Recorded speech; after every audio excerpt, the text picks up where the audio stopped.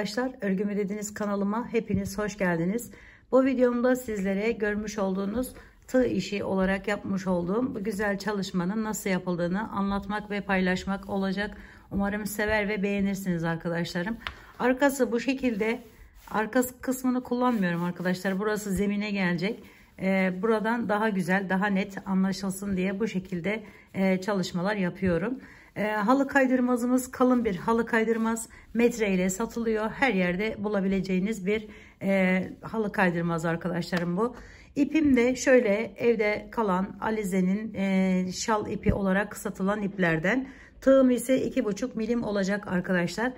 Tığ numarası önemli değil. Şu deliklerden rahat geçmesi bizim için yeterli olacaktır. Şimdi kenar kısmına şu şekilde hepsini bitirdikten sonra yaptım arkadaşlarım ve köşeden başladım, köşeden devam ettim. Bu şekilde devam gelen bir çalışma oldu. Batik bir ip kullandığım için bakın farklı renkler farklı yerlere denk geldi ve bu şekilde bir görünüme sahip oldu.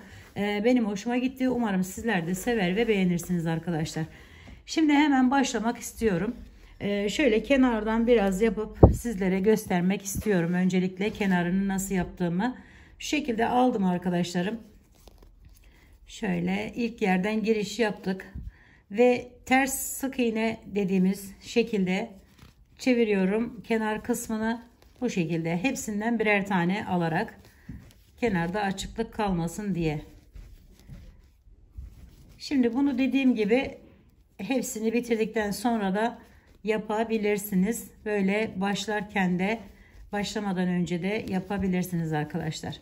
Bu şekilde çevirerek devam ediyoruz kenarını.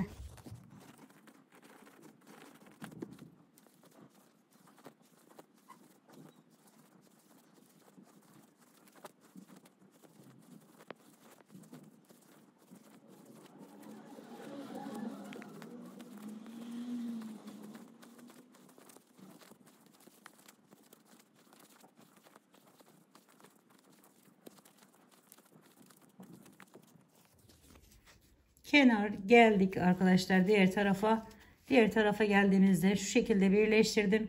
Yine ters sık iğne tekniğiyle aşağıdaki deliğe giriş yapıyorum ve buradan şimdi 5 tane zincir çekiyorum. 1 2 3 4 5. Bu 5 zincirin hemen ilkinden başlıyorum. Bakın şöyle 1 2 ve 3 tanesini bu şekilde sık iğne yapıyorum. Daha sonra ise hemen bakın şu kenara geçiş yapıyorum. Bu şekilde. Ve buraya bağlıyorum sık iğne ile. Sonra tekrardan 5 zincir çekiyorum. 1, 2, 3, 4, 5. Ve yine hemen ilkinden başlıyorum. 3 tane sık iğne yapıyorum. Şekilde ve geliyorum buradan şu ilk deliğimde hemen yanındakinden giriş yaptım, diğerinden çıkartıyorum ve buraya sık iğne ile bağlıyorum. Bakın şöyle yaparak devam edeceğiz. Şimdi yine 5 zincir,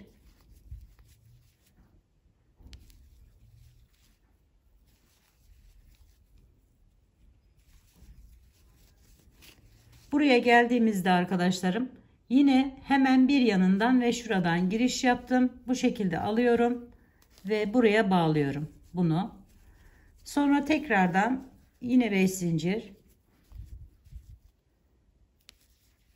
Yine 3 tanesine sık iğne yapıyoruz. Yani burası hiç değişmiyor. Bir tane zincirimiz bakın bu arada kalıyor. Sonra şöyle çeviriyorum. Çevirdim. Bir üste gidiyorum. Hemen şuradan ve buradan giriş yapıyorum. Buraya tutunuyorum arkadaşlar. Bunu böyle bu şekilde düz olarak da devam ettirebilirsiniz arkadaşlarım. Ama ben köşeden başladım. Değişik bir görüntü olması için. Şöyle hemen yine devam ediyoruz.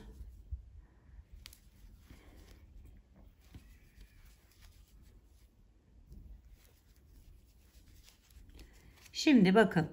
Buraya geldiğimizde hemen buradan tekrar giriş yapıyorum. Bakın kenar kısmı olduğu için bu şekilde tutundum. Sonra yine aynı işlemi yapıyorum. 5 zincirli yerimi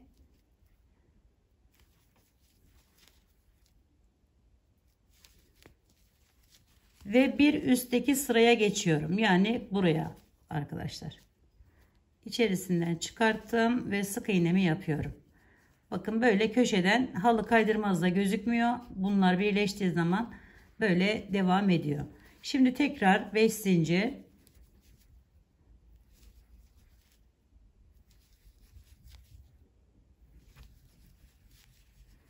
Buradan bir yana geçiş yapıyorum bu şekilde ve buraya yine aynı şeyi yapıyoruz.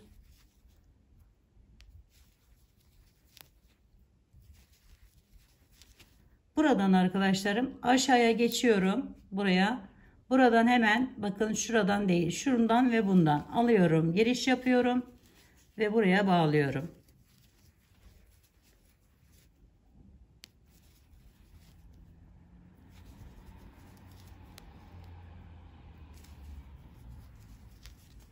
Şimdi bir alta iniyoruz şuraya ve buradan hemen bağladık, bu şekilde tekrar yapıyoruz.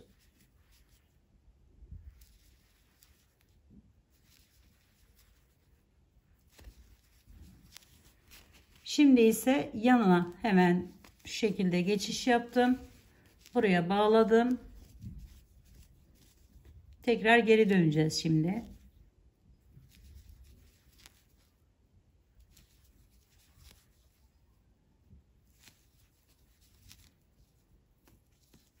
Üç tane yaptık, geri dönüyorum ve hemen buradan giriş yapıp buraya bir tane daha yapıyoruz arkadaşlar.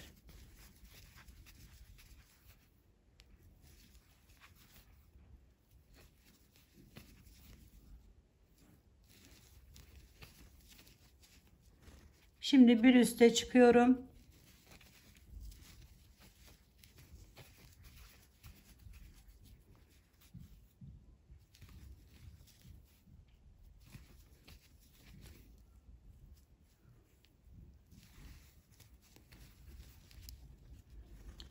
Şimdi yine arkadaşlarım bakın bu kenardan giriş yaptım. Buraya bağlıyorum.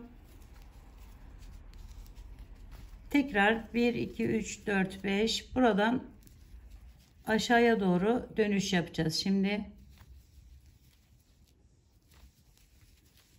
hemen çevirdim. Bakın şöyle kapatacaktır o kendini. Şimdi buradan ve buradan giriş yapıyorum. Burası kenar olduğu için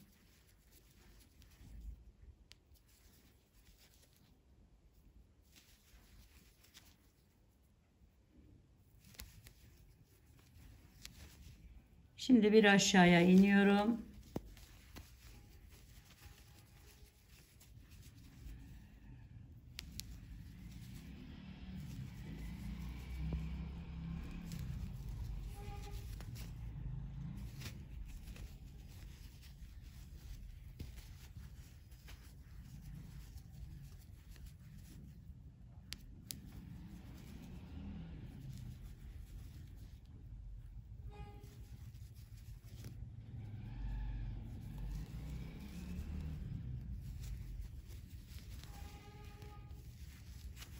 Buraya indikten sonra yine aynı şekilde bir yana geçiş yapıp hemen üste gelen yerlere de aynı şekilde tamamlıyoruz arkadaşlar.